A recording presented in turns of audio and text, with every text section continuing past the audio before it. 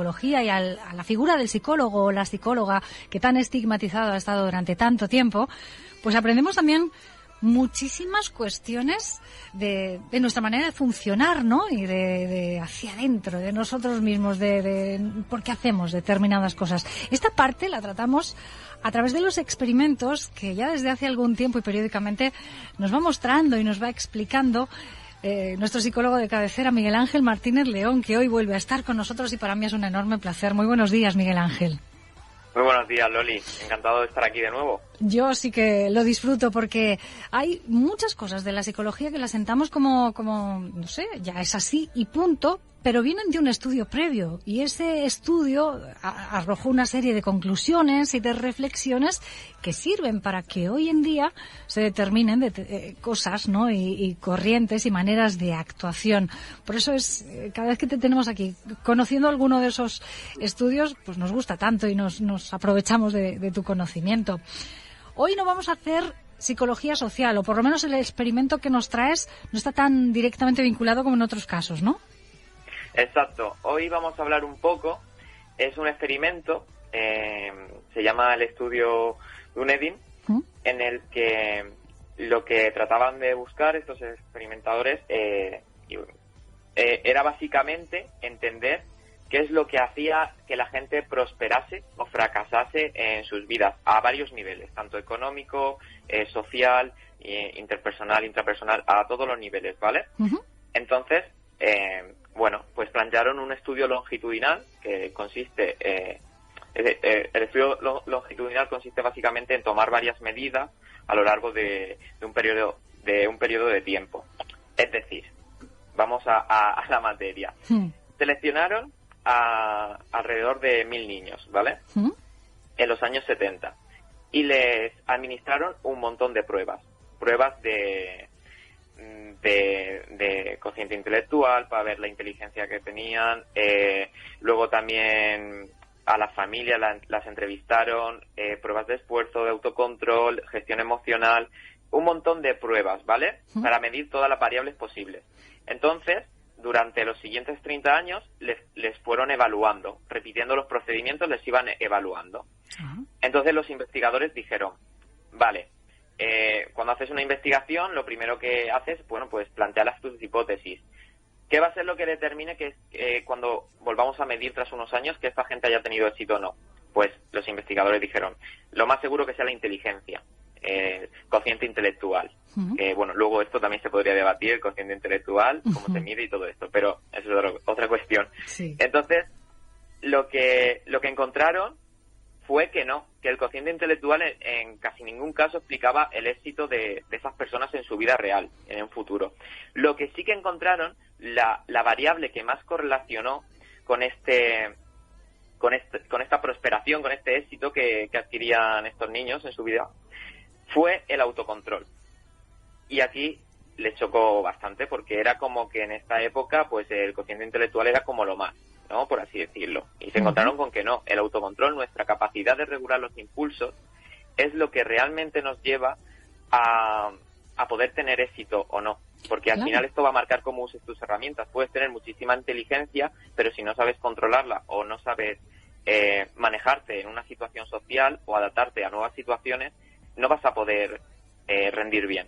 Qué bueno, esto nuestros oyentes se lo pueden estar ahora mismo planteando en casa, la pregunta de aquella que nos hemos hecho tantas veces, ¿qué es lo que te da la felicidad? ¿El dinero, el amor, la salud? Pues fíjense, a través del estudio Dunedin hemos llegado a la conclusión de que es el autocontrol, porque cualquiera de esas cosas las disfrutamos más o menos si tenemos un poquito de autocontrol, ¿no? Claro, el autocontrol es lo que te permite llegar a esas metas. Por ejemplo, en las valoraciones que hicieron, estos científicos encontraron que luego el autocontrol correlacionaba, por ejemplo, con conductas, un bajo autocontrol, ¿vale?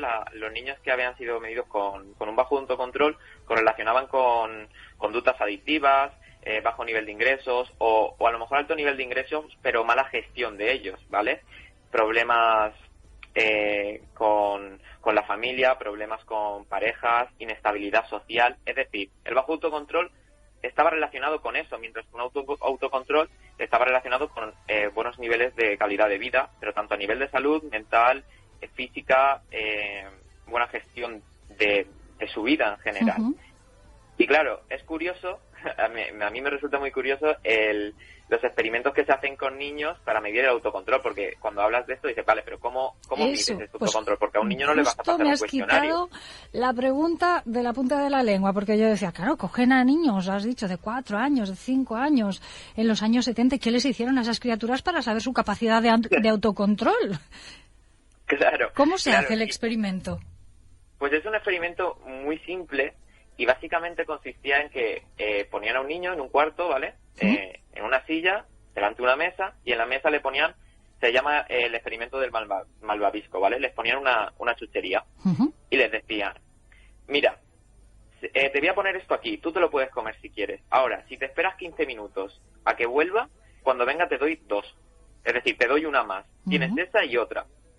Entonces, ahí el niño tenía que barajar las posibilidades que tenía, hacer como una valoración de beneficios y bueno, pues algunos se comían la chuchería y otros se esperaban. Ajá. Muy curioso. Claro. Sí. Parece elemental, parece una sencillez absoluta, pero es que tiene su trasfondo. Un niño, una niña de 4 años sentado ante una gominola y dices, ¿qué hago? ¿Me la como ahora o espero 15 minutos? Que en el mundo de un niño 15 minutos es un tiempo indeterminado, porque no sabe muy bien, pero sabe que se van a ir y que cuando vuelva igual tiene 2. ¿Confío o no confío? ¿Qué hago? Sí, totalmente. Y es eso, es la percepción que tienen, el cómo ellos se regulan su conducta. Dicen, me espero por un mayor beneficio. ¿Eres capaz de controlar tus impulsos o tus impulsos te controlan a ti?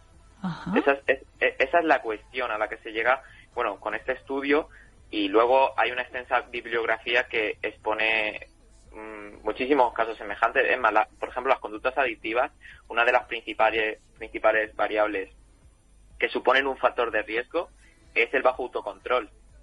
Hay más, evidentemente. A mí me gusta siempre explicar cuando hablamos de algún experimento, de que se ha encontrado que esta variable está muy relacionada, siempre hay que verlo desde un enfoque global. Es decir, no todo se resume tampoco a autocontrol, pero sí que es un potente predictor, ¿vale?, de lo que puede llegar a pasar en tu vida. Es decir, de desarrollar conductas sanas o equilibradas. Entonces, nada, estos niños, pues lo que se comprobó fue que los que se comían el malvavisco sin esperarse, luego tenían menores niveles de calidad de vida. Y los que supieron esperar los 15 minutos, es decir, correcto, tenían mayor autocontrol, me imagino que tenían un camino un poco más allanado hacia el éxito. Exacto, es eso, cuando los encontraron con ellos, cuando ya tenían 30 años, pues los que no se lo comieron solían tener niveles de vida más óptimos, teniendo una pareja estable, una familia, tenían una fuente de ingresos estable, que ya no es tener familia o no, sino el cómo estaban gestionados, ¿vale? La autorregulación de tu vida, de tanto a nivel social como a nivel económico. Y se vio la importancia de esto. Entonces, claro, los experimentadores dijeron, vale, porque este estudio tenía unos objetivos. Cuando la ciencia tiene que tener un porqué, el por qué estás investigando algo, no solo lo haces por saber, luego quieres buscar una aplicación real. Entonces, esto apuntaba a descubrir cómo mejorar la sociedad. Es decir, si lo importante, por ejemplo, hubiese sido el cociente intelectual, nosotros tendríamos que esforzarnos en que los niños desde pequeños estimularan este cociente intelectual.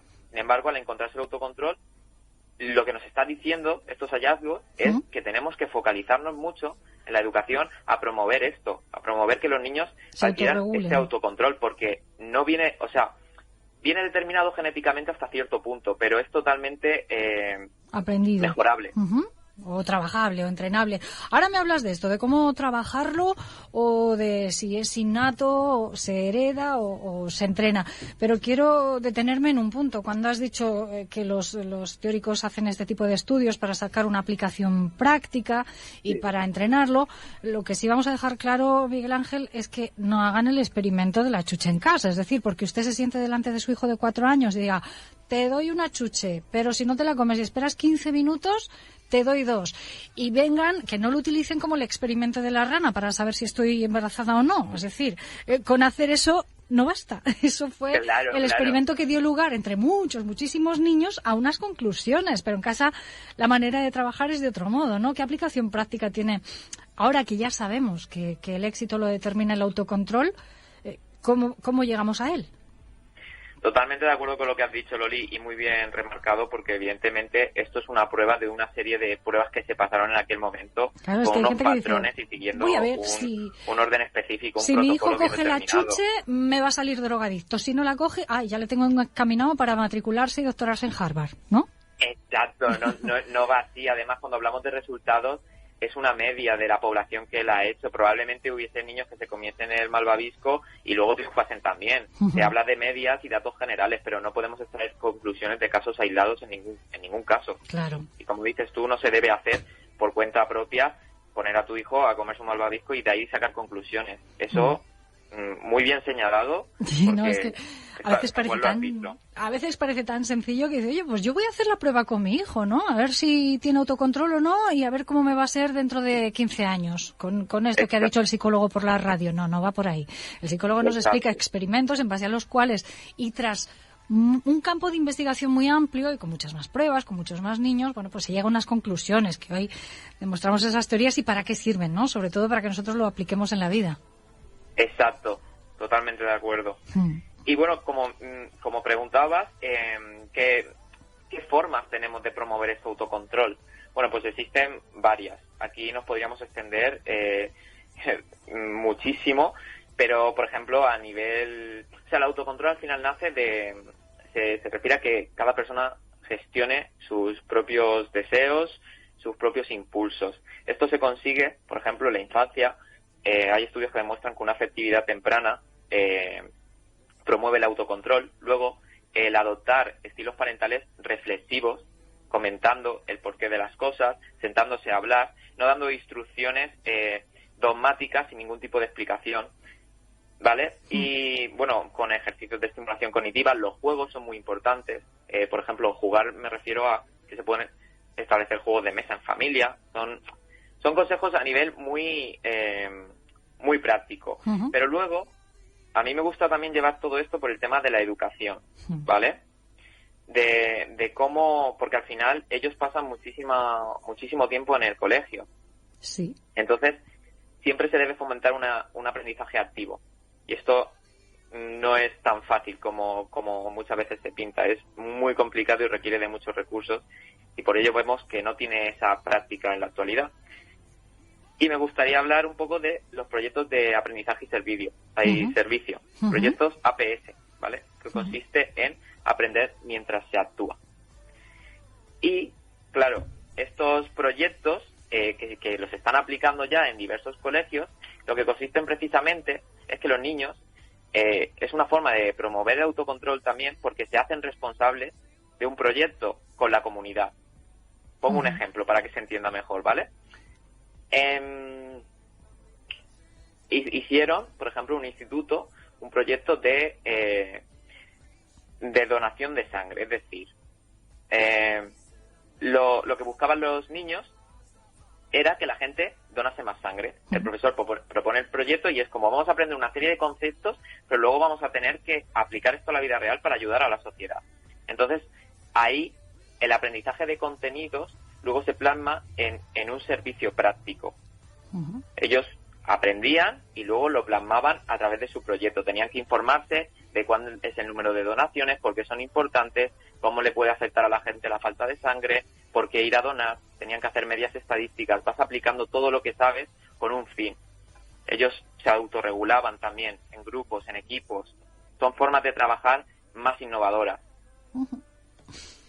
Qué bonito. Si todo esto se pudiera llevar a nuestro sistema educativo actual, ¿no? Pero que es que depende tanto no solo de la ley educativa que toque en ese momento, sino de la comunidad autónoma en la que esté, de la provincia en la que esté y del núcleo urbano al que pertenezca. Es muy complicado llevar esto a las aulas, ¿eh?